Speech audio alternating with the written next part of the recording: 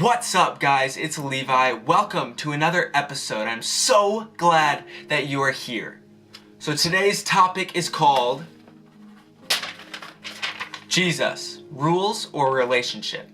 Some of you may be like, oh, why this? Why Jesus, rules or relationship? This topic has always kind of been there in my mind, but it really started to resurface in the past few months.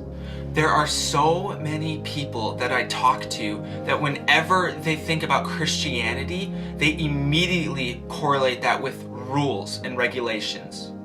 And I was one of them. 3 years ago when I was in college, literally what I thought. I thought all Christianity had to offer was rules and regulations that if I did not follow, I was going to hell.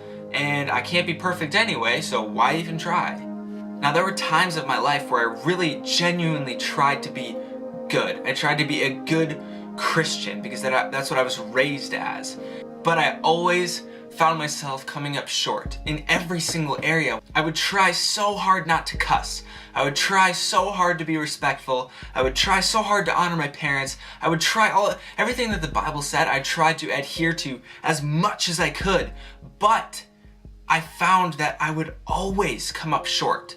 And in my mind, if I came up short on one thing, like, what's the point? Screw it. Like, I don't need this. I'm better off on my own. I'll never be able to actually hold to these values. There's no point in me even doing this anyway. And now fast forward 3 years later to where I am today, and I look back at myself and I'm like, oh my goodness, I could not have been farther from the truth. It almost would have been better if I wasn't even if I didn't even know about Christianity. But to anyone who's watching this, stick around here for the next couple of minutes because I want to share with you what I found and I hope it can ring true in your own life. So if we jump into the Bible, the reason that we as Christians read the Bible is because we believe that this is God's word spoken to us. The main way that God speaks to us in our lives is through the Bible because we believe that this is God's word that we can just read. I mean, that's pretty dope. But you can split the Bible up into two different sections. You have the Old Testament, which is the beginning before Jesus is coming, and then we have the New Testament, which is after Jesus is coming. Now there's much more that goes into the Old and New Testament than just that, but I'm just trying to make it easy for you to understand. So in the Old Testament, this is where, you've probably heard the stories about Adam and Eve who sinned in the garden, and then they were cast out from the Garden of Eden and they were separated from God. Okay, and then basically the whole rest of the Old Testament is people trying to cover up their sin in the first place and try to make a way for them to get back into a relationship with God by sacrificing animals and like the animal's blood was supposed to cleanse them, but it was never enough. That was the whole point of the Old Testament, is that these people, the Israelites, were trying to come back into good standing with God, with the Father, but they were always continually falling short. So the priests would do these sacrifices for the people so that they can be free of sin and in right standing of God.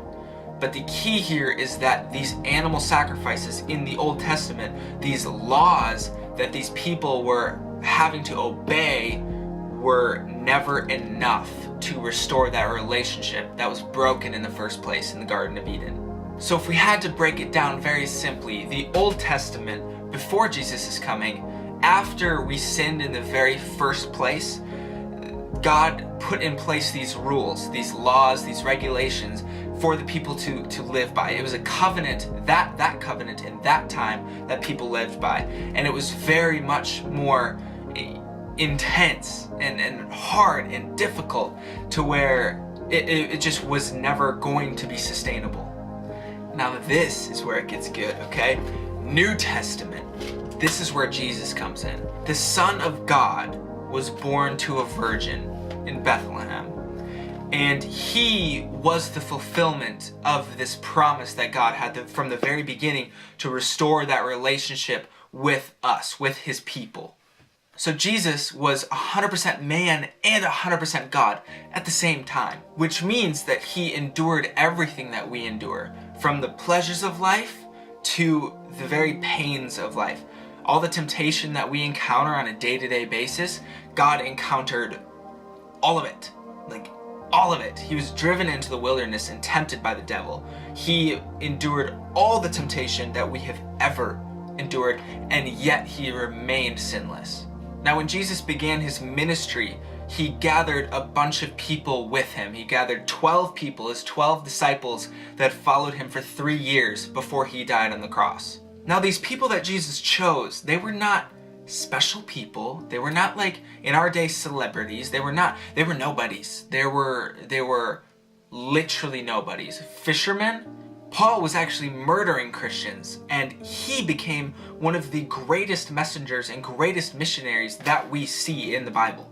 So it shows you that God can and will and wants to choose people that are extremely unqualified. Now, during Jesus' ministry, it's not like he was attending nonprofit meetings and he was doing all of these things, filing paperwork and stuff. No, he was living and eating and sleeping and interacting and having fellowship with his disciples. Okay, like imagine this. He's a man just like I am, and just like, we are. We're men and women. Okay, and Jesus was that same, except 100% God. And when he was with his disciples, he did everything that they did. He was probably pretty casual at times and very serious at certain times, and he was 100% man. And at the same time, he was the savior of the world. Not the savior that the world thought was coming, but the savior that the world really needed. So now I'm going to read you an excerpt from the New Testament in a book called Hebrews. So it's Hebrews 8, verse 6. I'm going to read it to you. But as it is, Christ has obtained a ministry that is as much more excellent than the old, as the covenant he meditates is better, since it is enacted on better promises. So in the beginning here it says, has obtained a ministry that is as much more excellent than the old. Okay, like these laws that everybody thinks that Christianity is all about, like this, oh, we have to do this, it's have to do this. Actually, when you view it through the lens of Jesus, it's we get to abide by these rules. We get to abide by these laws because Jesus paid it all. He did everything for us, and we get to serve him by abiding to his laws. And the thing is most people in this day and age, they think that everything to do with Christianity, these rules and regulations, are to restrain us and to like handcuff us, But no. These rules that God, these laws that God created in the first place were put there to protect us. Because he loves us so much, we cannot operate. Like in our day and age, you cannot operate if you have no rules. Imagine if our government had no laws. If we didn't have laws in America or in Europe or anywhere, this world would be absolute chaos. So these laws that God created were to protect us. And the promises that God is talking about, in the end, where it says, since it is enacted on better promises, this promise is the promise of eternal life. The fact that Jesus came and died and restored the relationship so that we can partake in eternal glory with Jesus, which looks like going to heaven.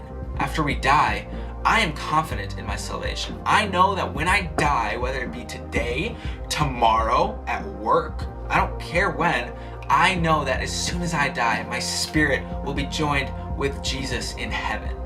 Now later in chapter 8, it says in verse 13, in speaking of a new covenant, he makes the first one obsolete, and what is becoming obsolete and growing old is ready to vanish away. Okay, now this isn't saying that all of the laws that you hear about Christianity are irrelevant, because that's not true. It's just saying that the old covenant of having to sacrifice, bulls and rams and all of this religion that is not true to who Jesus is, that is vanishing away.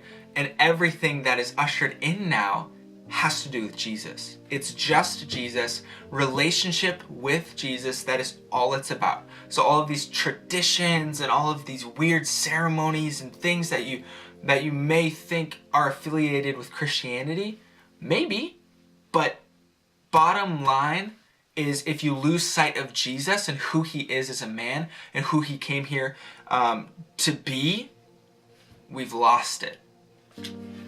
So it's all about Jesus. It's all about relationship with him. And when you have a relationship with him, you have relationship with your Creator. Like, is that not ridiculous? Everything that we see, everything that we know was created by God, and we can have personal relationship with him. And just like I have a personal relationship with some of my best friends, how do I interact with them? How do I get to know them? I talk to them. Okay? And when you ask Jesus to come into your life, he lives in you. He lives in your heart. It says in the Bible that Jesus is always knocking on the door of your heart, just waiting for you to open it to him. And when you do, he will make his home inside of you, and you can have a relationship with him and actually speak to him and converse with him. And he'll reveal things to you through the Holy Spirit that you didn't even know were possible. So take some time wherever you are, whether it's morning, afternoon, or night, meditate on this, okay? And I don't mean that in a weird, like, hyper-spiritual way. I'm saying, like, think about it, okay? Grab yourself a Bible. If you don't have a Bible, contact me somehow through YouTube, Facebook, Instagram, I don't care. Contact me. I'll get you a Bible. Think about it. Pray about it. If you've never even prayed to Jesus or prayed to God, do it tonight. Quick prayer. Doesn't have to be long. No matter what you think, it doesn't matter. Tell God what you're thinking. Be raw with him, okay?